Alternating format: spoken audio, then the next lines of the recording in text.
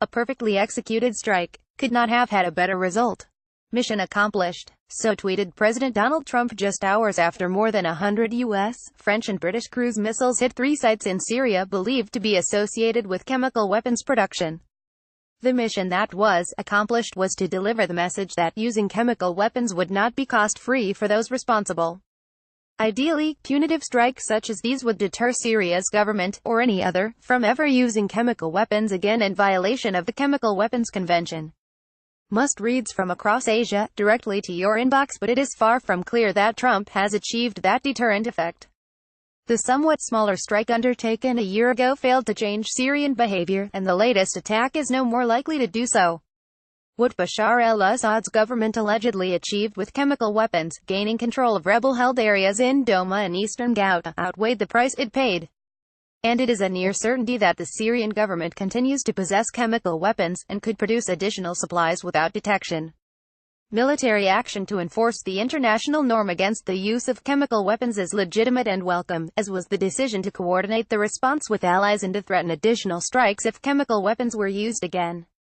It is important to signal that opposition to the use of any weapon of mass destruction is both deep and broad. At the same time, the United States appears to have gone to considerable lengths to avoid engaging Russian and Iranian forces. This reduced the risk of escalation, but it also ruled out many potential targets, limiting the price paid by the Syrian government for what it had been accused of doing. For this and other reasons, what the missile strikes accomplished should not be exaggerated. The Syrian government could reasonably interpret U.S. policy as follows: we will stand by and do nothing while you terrorize or kill your own people so long as you do not use chemical weapons. In fact, this has been the case for the past 7 years, as nearly 500,000 Syrians have died and more than 10 million have been forced from their homes. Trump's foreign policy is not so much immoral as it is amoral. It bears emphasizing that the missile strikes were not designed to undermine the Assad regime's long-term prospects.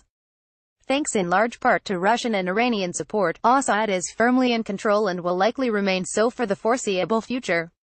This is a bitter pill for many to swallow, but it is the reality. So where does this leave U.S. policy and, for that matter, the policy of the French, British, and anti-Assad Arab governments? Trump remains committed to ending America's military presence, now some 2,000 troops, in Syria. He made this clear when he announced the missile strikes. America does not seek an indefinite presence in Syria under no circumstances, he said. As other nations step up their contributions, we look forward to the day when we can bring our warriors home.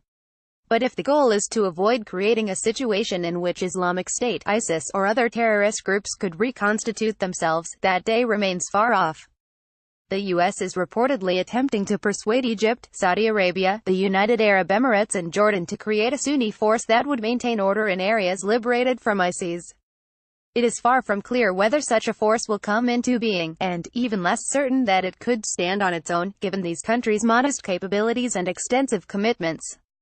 A considerable U.S. military presence and involvement will still be required. An ongoing U.S. troop presence is also required to maintain coordination with Syrian Kurdish forces, who did most of the fighting against ISIS. But sustaining support for the Kurds without causing additional problems with Turkey, which has introduced forces into the area to weaken Kurdish control, may prove impossible. That fact calls for reducing U.S. military reliance on access to Turkish bases. Trump has said nothing about the plight of internally displaced Syrians.